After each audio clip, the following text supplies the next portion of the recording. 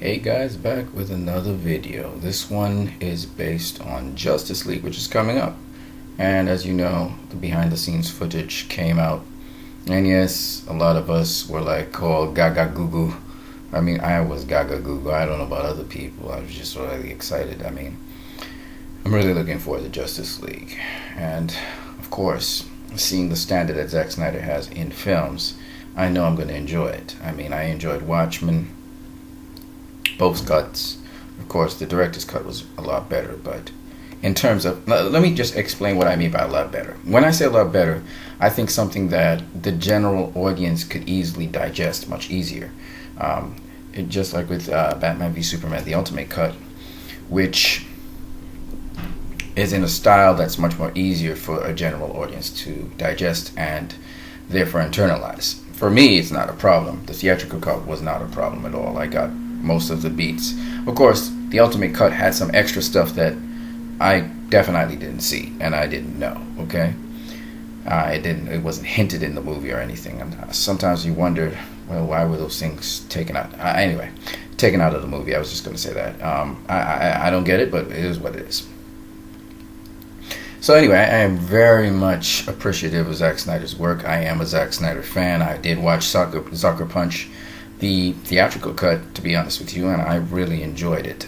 It's a very nice movie. It's about a young person whose mind is disturbed by the sequence of really sad events that take place in that person's life, tragic events, and how they manage to cope with that is quite amazing. And even how this person, in a very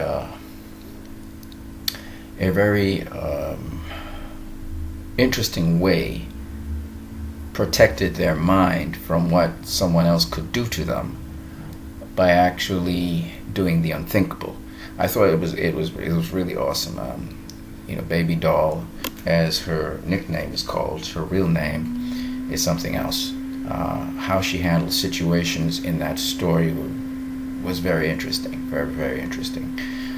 It's a very deep story. It's more for adults than it is for kids. I enjoyed it a lot. Zack Snyder is a brilliant, brilliant director.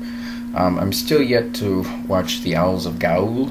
That's the only Zack Snyder film I haven't actually paid attention to. It was supposed to be a children owl film. I could see how children could get lost in it and it could become somewhat monotonous just looking at the story. Of course, The Owls of Gaul, again, that's Zack's doing something else with that film, you know what I mean? So Zack's a very interesting director. He does things that haven't been done before. He's very much a pioneer. He's very much a visionary. And I've come to completely enjoy his films because he slaps the face of Hollywood quite often in his films. He also slaps certain chauvinistic and sexist expectations of the audience, or even violence, the thirst for violence by the audience. He makes violence something that is actually distasteful or something that is very undigestible. He makes sure it is somewhat repugnant. He wants the audience to know that violence is not the answer, and that the most touching moments in a Zack Snyder film, except for 300, the most touching moments in a Zack Snyder film are not the action scenes. They're actually the emotive scenes of healing, which are actually the most touching. And I don't think people get it. People are disturbed by violence. People are disturbed even by villains in Zack Snyder's movies. Well, generally speaking. I mean, Zod was a little exception to the rule, but even then he was disturbing as well. But for the most part, Zack pretty much is a proponent of peace. And if you watch his movies, they're filled with action. But he's really more interested in the peace element of his films, in the humanity, in the character development of his characters. And I think he invests a lot of his time and energy and thought into actually the characters themselves, not the mythos of the characters. Even though he does spend some time foraging through the mythology as well. But he's more interested in the characters and not so much in the mythos of the characters. For instance, Batman, he was more interested in Bruce Wayne. You could tell. Zach's more interested in Bruce Wayne. Zach's more interested in Kal-El and Clark Kent than he is in Superman. But he knows that the fuel behind Superman is Clark Kent, is Kal-El. So even in Man of Steel, before Superman was Superman, you heard them talking to Superman as Kal. They don't really refer to him as Superman. Superman is the mythos. You understand? Kal is the guy. Clark is the guy. You can argue that he's more Clark than he's Kal-El because he's been socialized in the ways of Earth and not in the ways of Krypton.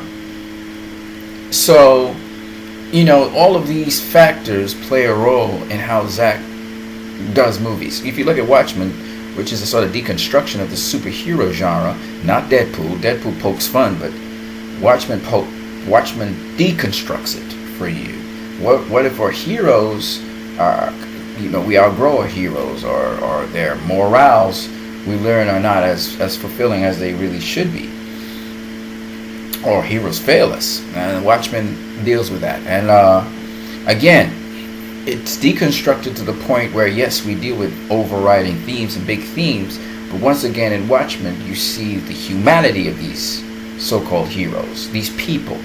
And again, he doesn't refer to them by their superhero names so much as Nite Owl and so on. No, they're people. They have names. So I found that Zack Snyder, his approach to things is more from a humanitarian perspective. Yes, he has a spiritual perspective in there as well, especially in Batman v Superman. Lex Luthor says, I don't hate the sinner, I hate the sin. I mean, come on now. That's straight up a Christian dialogue right there. So again, Zack Snyder's movies appeal to me very deeply. Superman, Man of Steel, I have it on copy right now. I gotta go see it a couple more times. I don't know how to explain this to you. Zack appeals to me, strongly. I mean, Man of Steel, I couldn't get enough of Man of Steel. I went and watched Man of Steel in the cinemas a number of times. I really, really, really, really, really, really love that movie. Same thing for Batman v Superman. I think I went to see Batman v Superman a record 8 times. I've never gone to watch a movie in the cinema 8 times. I've never done that. Suicide Squad will never get me doing that. I only watched Suicide Squad like twice. I pretty much got the movie and everything. It was easy. There's no way I would go and watch Captain America Civil War more than once if I was to go into cinema. I didn't go into cinema and watch it at all. I bootlegged it. I'm sorry. That's what I did. Anyway, what is this video about? I just have to do this video because I'm still trying. I'm scratching my head trying to find the relationship between Nite Owl and Batman that these people are seeing. I just don't see it. All right. So this guy comes up and he says, "Why is Batman wearing a Nite Owl costume?" So before we go into it, let's just look at Batman from Justice League Behind the Scene, his tactical suit, and let's look at Nite Owl's suit. Right. Let's just look. Let's just humor ourselves. Let's humor ourselves, okay? So here we go. Here's Batman's tactical suit here. See, that's Batman right there, right? Here's Nite Owl from The Watchmen. Okay? Batman with Batman's tactical suit. Nite Owl from The Watchmen. Let's just do this one more time. Batman with Batman's tactical suit, throwing a switch. Nite Owl from The Watchmen. Do you see any similarities? Okay. They both wear some kind of shades, right? Right? They both kind of wear, they don't even have the same kind of shades. I mean, it's a totally different design. I mean, but they both wear shades, right? They say Batman's ears is kind of pointy and backwards, but look at that Nite Owl's outfit. Come on now. Ooh, totally different design. Totally different look. There's nothing. Come on. Like, what are people seeing here? Look at this. Look at this. Look at that. Look at this. Look at that. Look at this. Look at that. Look at this. Look. I mean, what are they talking about? Like, what are they talking about? Somebody help me here because I'm just not seeing it. It's like Two completely different. I mean, the bat suit is. I mean, this is a different kind of bat suit. But hell, Batman's freaking buff. He's got all his armor plates all over the place. His cowl's totally different. His headpiece is totally. Let's look at the headpiece. This is Batman's headpiece. This is Nite Owl's headpiece. Nite Owl has a Shelly kind of looking headpiece that with a thing kind of sliding backwards. I mean, it's look at this weird looking thing here and the plateau kind of thing. I mean, what the heck is that? Look at Batman don't got that. Come on, man. Come on. I mean, come on. It's totally different. Like it's different. I just don't get it. So, somebody, if you can help me here, how is Batman and Nite Owl? How do they have the same kind of gear? Well, this same guy, he tries to throw in some sort of sarcasm. Another guy called Blue Sorcerer. By the way, I'm going to hail out this guy. This guy's Manchester. I guess he was trying to do a play on words of Manchester. And then the Blue Sorcerer, who's a hater of Zack Snyder's stuff, he says because Zack Snyder's obsessed with Watchmen, well, his own stupid vision of Alan Moore's masterpiece. And then there's another guy, Caveman Jesus for Life. Well, obviously he's a Jesus guy, maybe.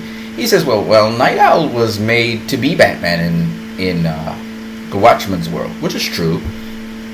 His look was Batman, and I believe his character came off of a character from I can't remember which Earth, but basically it's based off of characters from another comic, okay, which is still Warner Brothers Comics, but it was another comic. I just can't remember the name of the person right now. But then this guy comes back and he says it looks more like Nite Owl than any of the previous Batman costumes, especially the weird ears and sunglasses. Or maybe he just stole Catwoman's mask. And I thought to myself, I just don't get this guy. He's trying to be sarcastic. He's not being sarcastic. He's not being funny. And on top of that, he's saying the ears are similar. Are the ears similar, people? Come on now.